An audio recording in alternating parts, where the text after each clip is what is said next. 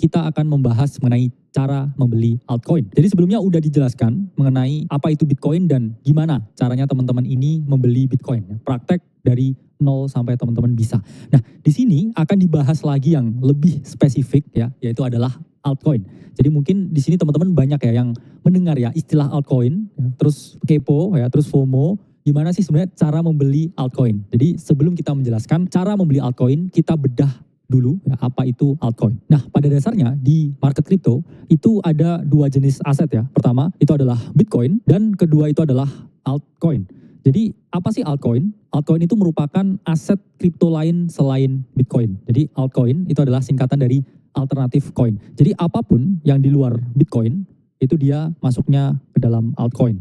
Jadi memang altcoin ini adalah entitas yang berbeda ketika kita bandingkan dengan Bitcoin. Jadi sebenarnya apa sih bedanya ya? Mungkin kalau teman-teman lihat ini beda spesies ya. Kalau Bitcoin ini mungkin seperti jeruk ya. Kalau altcoin ini mungkin seperti apel analoginya. Jadi berbeda buah, berbeda fungsi dan juga berbeda tujuan. Kalau kita mengenal Bitcoin, ini tujuannya adalah store of value ya. Di mana jumlahnya ini hanya maksimal 21 juta. Yang mana jumlah yang terbatas tersebut ini menyebabkan Bitcoin ini dianggap sebagai store of value atau aset untuk menyimpan nilai. Jadi Bitcoin ini dianggap seperti emas digital ya atau digital gold karena jumlahnya yang terbatas dan nilainya ini semakin naik ya. Salah satu yang menyebabkan nilai Bitcoin ini terus naik itu adalah mekanisme dan juga protokol Bitcoin yang namanya Bitcoin halving, yang mana setiap 4 tahun sekali reward dari para penambang ini selalu dikurangi. Jadi Bitcoin halving menyebabkan harga Bitcoin ini jauh lebih berharga ya setiap siklusnya atau setiap cycle-nya. Altcoin di sini ini memiliki fungsi yang jauh berbeda dengan Bitcoin, di mana altcoin ini disebut juga ya sebagai utility token atau suatu aset yang memiliki fungsi-fungsi tertentu. Apa itu fungsi tertentu? Ya karena Bitcoin ini kan hanya untuk menyimpan nilai seperti emas. Emas itu nggak banyak fungsinya bisa digunakan ya, mungkin perhiasan ya. Tapi fungsi lainnya ini kurang ya. Sehingga itulah muncullah yang namanya altcoin ini. Jadi altcoin ini adalah suatu substitusi ya dari keterbatasan fungsi yang dimiliki oleh Bitcoin, sehingga muncullah altcoin ini. Jadi apa aja fungsinya altcoin ini? Fungsinya ada banyak ya. Pertama ini dia sebagai stable coin atau koin yang nilainya stabil. Biasanya ini di back ya dengan uang asli atau dengan komoditas tertentu. Contohnya USDT ya, USD Tether. Itu adalah stable coin yang nilainya ini di back dengan dolar ya. Jadi 1:1 dengan dolar. Jadi setiap 1 USDT terbit ya, ini ada $1 yang distorkan ke dalam protokolnya. Itu kita juga bisa melihat ya. Dan di sisi lain kita juga mengetahui ada stablecoin yang berbasis emas dan lain sebagainya. Jadi memang stablecoin memiliki fungsi untuk menahan nilai fluktuasi yang ada di market crypto ya. Jadi flow-nya seperti kita memasukkan uang ke sini ya, uang fiat ya, kemudian jadi stablecoin, baru stablecoin ini kita belikan aset kripto yang lain, misalkan Bitcoin atau altcoin. Nah, kemudian ini ada fungsi lain ya. Misalkan teman-teman mau membangun decentralized application atau suatu sistem aplikasi di atas jaringan blockchain. Itu teman-teman membutuhkan strategi smart contract yang mana itu problemnya di-solve oleh ETH atau Ethereum. Nah, misalkan teman-teman di sini mau fungsi lain ya. Misalkan teman-teman mau meminjam uang ya, lending protokol. Itu juga ada di sektor DeFi. Jadi altcoin ini karena memiliki utilitas yang berbeda-beda ya. Ini selalu ada sektor yang berbeda-beda di altcoin ini. Ada yang sektornya entertainment ya untuk main game dan lain sebagainya. Itulah yang membuat altcoin ini unik ya, karena fungsinya ini jauh berbeda dengan Bitcoin. Jadi bukan apple to apple ya kalau nyamain Bitcoin sama altcoin ya. Bitcoin itu seperti jeruk ya, altcoin itu seperti apel ya. Jadi dua buah yang berbeda, rasanya berbeda pula. Jadi karena rasanya berbeda ya, kandungannya juga berbeda. Inilah kenapa kita nggak bisa menyamakan ya antara Bitcoin dan juga dengan altcoin. Lalu apa positifnya trading altcoin? Ada banyak ya sisi positifnya. Pertama ini adalah tingkat keuntungan yang jauh lebih tinggi daripada Bitcoin ya. Jadi potential gain-nya ini jauh lebih tinggi altcoin. Kenapa? Karena altcoin ini kapitalisasi pasarnya itu jauh lebih kecil daripada Bitcoin. Apa itu kapitalisasi pasar? Jadi kapitalisasi pasar itu adalah perkalian antara supply koin yang beredar atau supply aset yang beredar dikalikan dengan harga. Bitcoin ini sudah sangat tinggi kapitalisasi pasarnya ya. Jadi dari belasan tahun yang lalu udah banyak orang yang memasukkan ya uang mereka, fiat mereka ke dalam Bitcoin ya. Jadi analoginya bulat-bulat ini uang ya. Sehingga ya kapitalisasi pasar dari Bitcoin ini sangatlah tinggi. Apa yang terjadi ketika udah banyak orang yang memasukkan uang ke dalam Bitcoin ini ya. Jadi untuk dia bisa lebih naik tinggi lagi, ini dibutuhkan ya uang yang lebih banyak lagi untuk masuk ke dalam market dari Bitcoin. Itulah kenapa kapitalisasi pasar Bitcoin yang sangat besar ini menyebabkan potential gain atau kenaikan harga dari Bitcoin ini relatif lebih kecil dibandingkan altcoin. Kenapa altcoin di sini bisa naiknya tinggi? Karena baru sedikit orang yang berinvestasi di sini, ya. Ilustrasinya seperti ini. Sehingga untuk menaikkan harga altcoin lebih tinggi lagi, ini dibutuhkan uang yang jauh lebih sedikit, ya, yang masuk ke dalam sini untuk membuat harganya ini naik berkali-kali lipat. Jadi kalau kita ngomong ya safe to say Bitcoin ini naiknya puluhan persen ya di dalam satu range. Ketika market ini bullish ya Bitcoin mentok 30-an persen. Tapi altcoin ini bisa naiknya ini 300%. Itulah kenapa banyak orang yang bilang kalau altcoin itu adalah leverage dari Bitcoin. Karena kenaikan altcoin ini jauh lebih tinggi daripada Bitcoin. Tapi ingat, keuntungan selalu berbanding lurus dengan potensi kerugian ya. Jadi kalau Bitcoin ini mungkin kadang koreksinya 10% ya. Ini altcoin ini koreksinya bisa sampai 70 atau 80% ya. Jadi lebih dari setengah ya uang teman-teman bisa hilang ketika teman-teman trading dengan altcoin ini. Kenapa kok bisa hilang uangnya? Karena ketika uangnya ini dihapus dari peredaran ya, harganya ini jauh lebih turun ya. Sementara kalau Bitcoin ini uangnya dihapus dari peredaran ya, ini dia turunnya kecil teman-teman ya. Itulah kenapa downside dari Bitcoin ini jauh lebih kecil daripada altcoin. Tapi selalu ada risiko yang sebanding dengan tingkat keuntungan. Itulah kenapa trading altcoin di tahun 2024 ini membutuhkan ekspertis khusus. Kenapa butuh ekspertis khusus? Kalau zaman dulu ya teman-teman di tahun 2018 let's say, ini trading altcoin ini jauh lebih mudah daripada sekarang. Karena ada sedikit altcoinnya ya. Tapi sekarang ya, di tahun 2024 ini altcoinnya ini jauh lebih banyak ya. Bahkan yang terdaftar itu ada puluhan ribu. Itulah kenapa untuk memilih ya satu atau dua dari puluhan ribu pilihan ini membutuhkan suatu ekspertis khusus. Itulah kenapa ada yang namanya paradox of choice ya, karena terlalu banyak pilihannya. Sementara kalau teman-teman ya di tahun 2018 itu pilih apapun. Ya, saya bilang hampir pilih apapun. Kamu hanya beli 2 altcoin ini ya.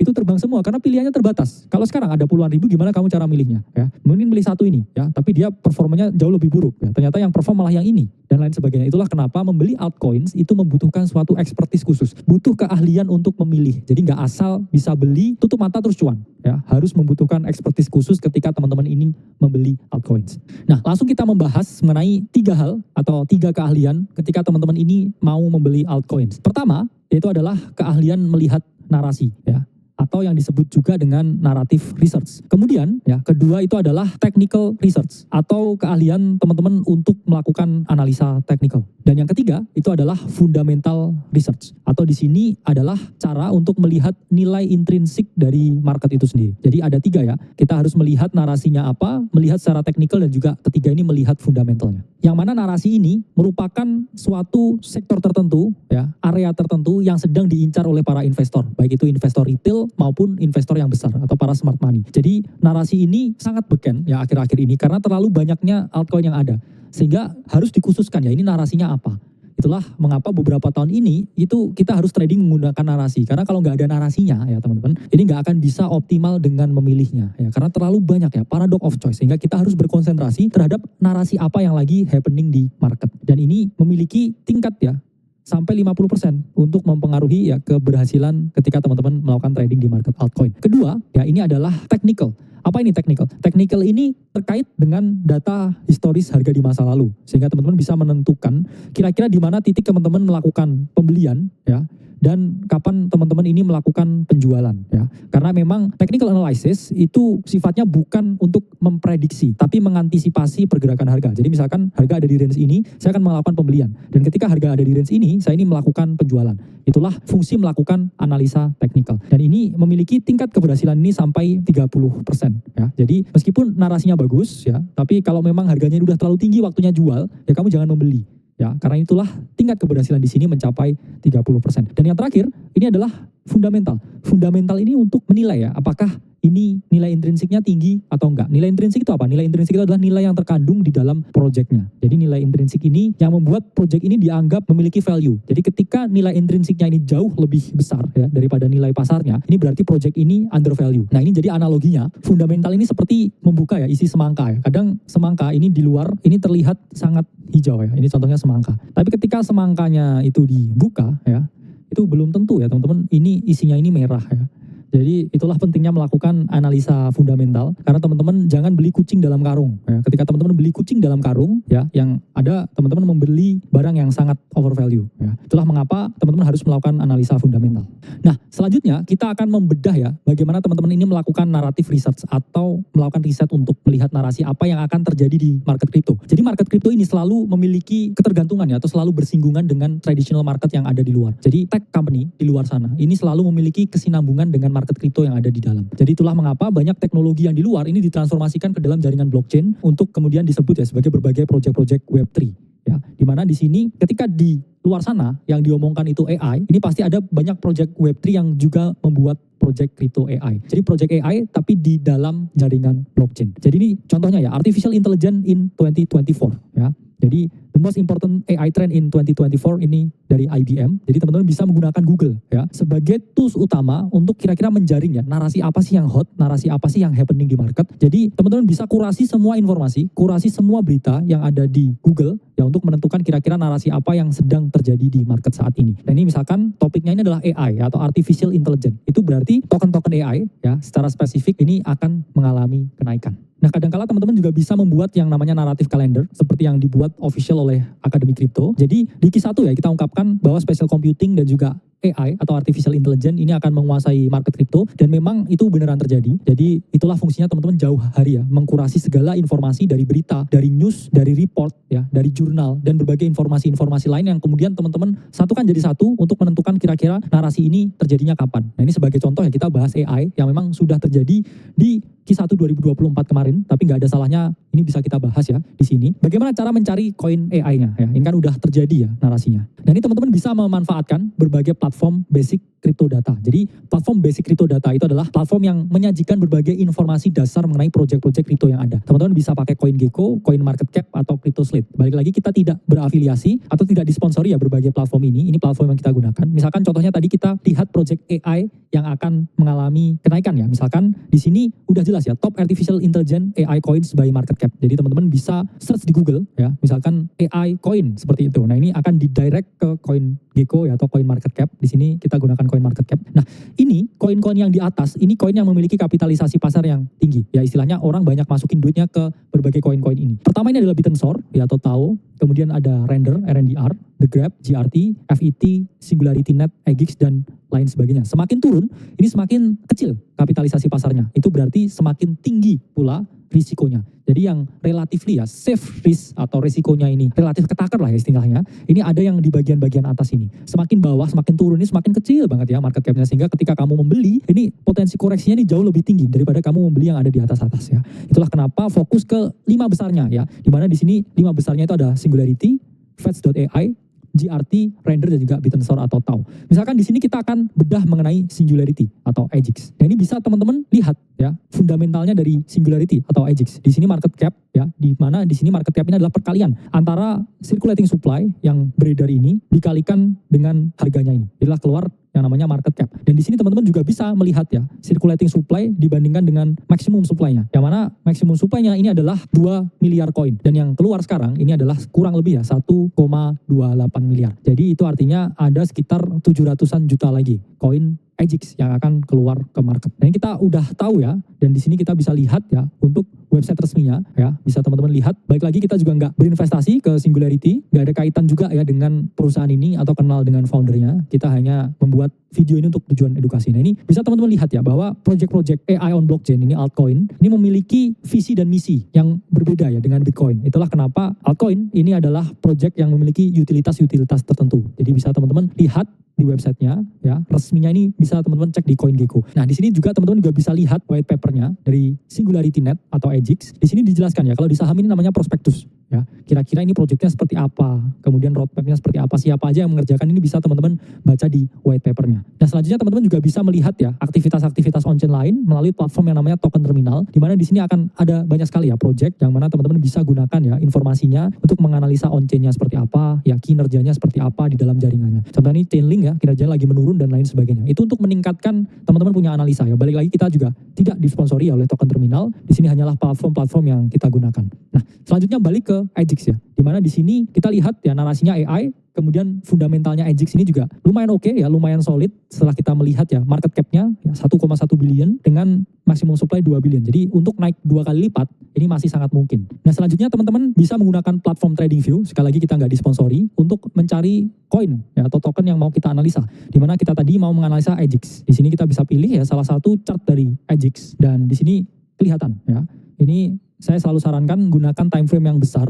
Contohnya ini adalah weekly, bisa teman-teman gunakan untuk melihat lebih dalam. Jadi semakin besar time frame yang teman-teman gunakan itu tingkat validnya ini semakin tinggi. Nah ini bisa kita lihat ya, weekly chart dari EGX ini ada di area yang ideal membeli. Kenapa? Karena kalau kita misalkan tarik ya Fibonacci dan di sini, ini ada di area sekitar 0,5 dan di sini mendekati ya area beli dari EMA-nya ini. Jadi secara tren ini melakukan koreksi. Jadi kalau kita lihat di market itu adalah primary, ya tren utama dan juga kemudian secondary dan juga ada possible melakukan primary lagi. Jadi di range ini ya kita bisa melihat bahwa ini adalah range yang ideal untuk membeli EGX ya atau Singularity. Jadi ini dia siap untuk membuat tren primary yang baru ya. Jadi ini lagi di secondary trend atau di tren yang koreksi ya istilahnya ya. Dimana ini adalah suatu pola ya atau kecenderungan yang mana kita bisa melakukan pembelian ya untuk EGX atau Singularity. Untuk melakukan pembelian ya ini bisa teman-teman gunakan salah satu platformnya adalah Indodax ya. Balik lagi nggak disponsori. Jadi Indodax juga salah satu yang cek centralized exchange yang paling lengkap di Indonesia. Di sini teman-teman bisa lihat ya, ada banyak sekali list altcoinnya yang mau teman-teman beli. Ya ini misalkan kalau di sini adalah EGX tadi ya, bisa di search. Nah ini teman-teman bisa lihat, ini adalah market dari EGX to IDR. Dimana kalau di sini misalkan saya mau beli ya, Singularity atau EGX, misalkan saya mau beli 1 juta rupiah ya, bisa pakai market dan klik beli Singularity. Nah, order beli telah berhasil dipasang. Nah, ini semudah itu untuk teman-teman mau membeli altcoin. Nah, jadi ketika harganya nanti udah naik lagi, misalkan di $2 ya, ini saya bisa klik market instan dan jual 100% untuk saya melakukan take profit atau pengambilan keuntungan. Oke guys, jadi itu video mengenai cara membeli altcoin. Jadi harus teman-teman pahami bahwa altcoin ini adalah market yang penuh dengan risiko, sehingga satu-satunya yang bisa membatasi risiko dan peluang kerugian itu adalah kita sendiri. Karena profitnya juga buat kita sendiri, jadi kita juga nggak bisa nyalain orang lain atas keputusan pembelian yang kita buat sendiri. Dan video hari ini adalah murni untuk tujuan edukasi. Saya Khalil Masada dari Akademi Kripto, sampai berjumpa di video selanjutnya.